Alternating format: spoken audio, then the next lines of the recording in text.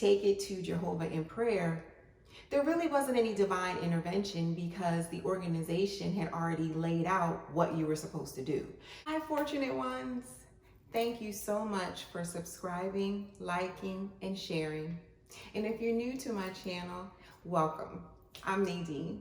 So I'm making this video about how I started incorporating, meditating, prayer into my life, actual heartfelt prayer. Prior to being disfellowshipped, I did pray. Of course, I prayed before every meal.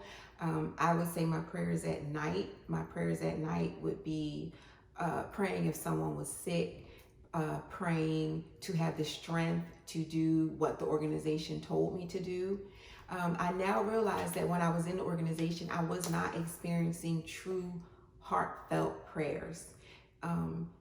Because what I was supposed to do regarding my life, my personal life, the way I dressed, the way I wore my hair, was all laid out by the JW organization, who I was supposed to marry, all of those things, where to look for a husband, all of those things. So even though the phrase was often used within the JW organization, take it to Jehovah in prayer, there really wasn't any divine intervention because the organization had already laid out what you were supposed to do. So basically, when I was praying, I was praying for the strength to do what the organization already laid out and deemed as acceptable. So now, once I was disfellowshipped and everything was just chaotic, what I believed in ever since I was 7 years old about where I came from, how I was supposed to live my life, what was going to happen to me for an eternity. Now I questioned all of those things because now I had all this freedom in praying, in looking into other people's beliefs and saying, well, I only believed what I believed because that's what I was taught as a young, impressionable child. They only believe what they believe because that's what they were taught as a young, impressionable child. Now I had the freedom, and not only the freedom, but the responsibility to search out my truth. And I do feel like some people that I've talked to, they express this same confusion, and not only confusion once they're not in the JW religion anymore, but also there is amount of anxiety because now it is up, you are free. And with that freedom comes responsibility and decisions that I didn't have to make when I was in the Jehovah's Witness organization.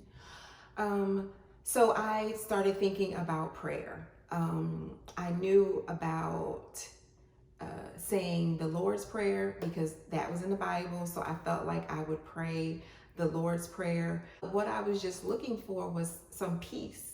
There was absolutely no peace, even though I had a newfound freedom. I still didn't have peace spiritually, physically. I would even physically feel pain. Spiritually felt empty, and then emotionally just confused about, I know I want this freedom. I'm grateful for this freedom. How do I move forward in this freedom with peace? So what I wound up doing after looking into different religions, different types of ways that people talk about connecting with God, what I came up with was different methods of meditating.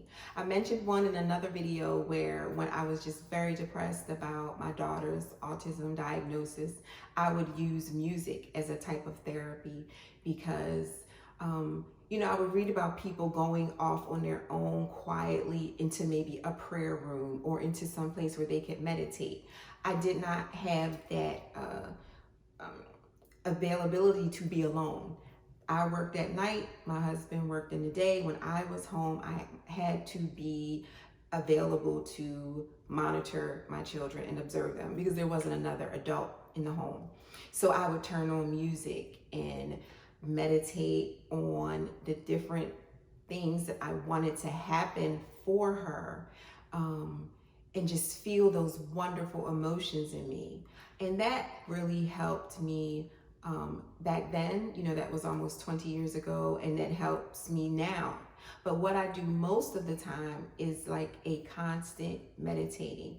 What it does is it allows me to be present. When I say constant, if I am in the kitchen and I think a thought that is absolutely opposite of what I want to bring about in my life, what the emotion that I want to have rule my life, I immediately shift it to something else that is what I have as set as a goal for my life.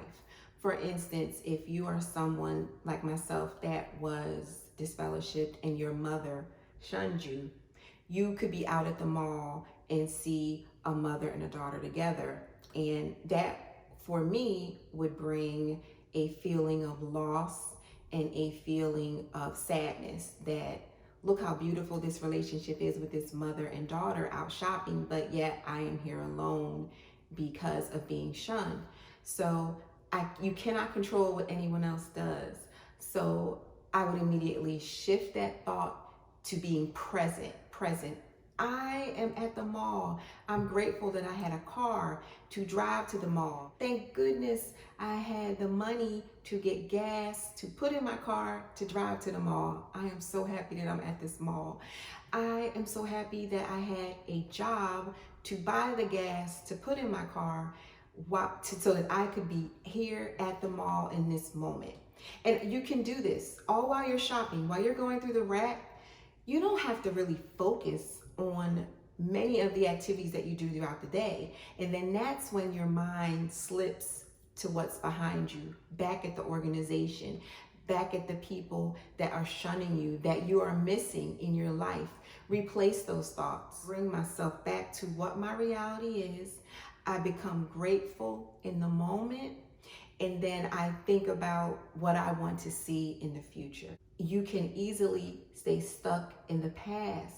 And those people that are shunning you and calling you disfellowshipped and judging you and waving their finger at you, if they want to stay stuck in the past, that's fine.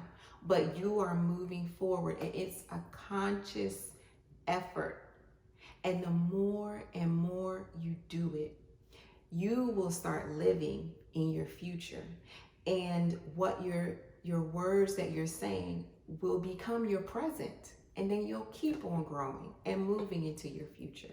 Quantum physics is even starting to show that our beliefs and our words could actually be framing our world. That is what they say. I have not investigated it enough yet, but I can believe that. It lines up with some of the advice that Christ gave us in the Bible, that if we have the faith, and that if we also speak these things unto what our desires are, that we'll see it. So I still don't think it's like something magical, or I can snap my fingers and here is my new family, here are my new friends, here are people that accept me for me. It's not a snap your finger type of thing. But for me, when I meditated on what I wanted to see in my future, meditated on my daughter learning to speak, those things were brought to me in the natural. People on my job